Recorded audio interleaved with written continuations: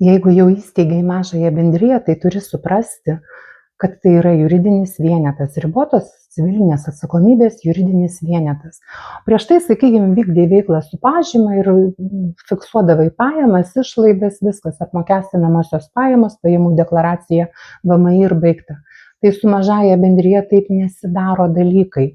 Mažosios bendrijos apskaita yra tvarkoma dvejybiniu įrašu, vadovaujantis verslo apskaitos standartais. Galima vadovautis vienu, 38, kuris ir adaptuotas mažajai bendrijai. Bet jeigu tu neturi jokių įgūdžių tvarkyti buhalterinę apskaitą, tai pasikonsultuok su buhalteriu, labai rekomenduoju.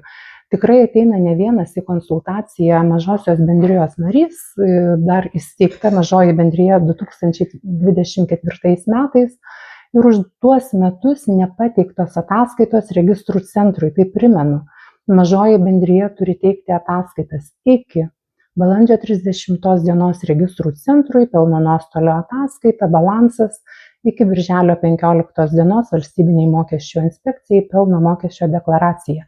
Ir jeigu tu negebi sudėlioti tų skaičiukų, tai tiesiog ir nedaryk. Prisivelsi klaidų, turėsi problemų.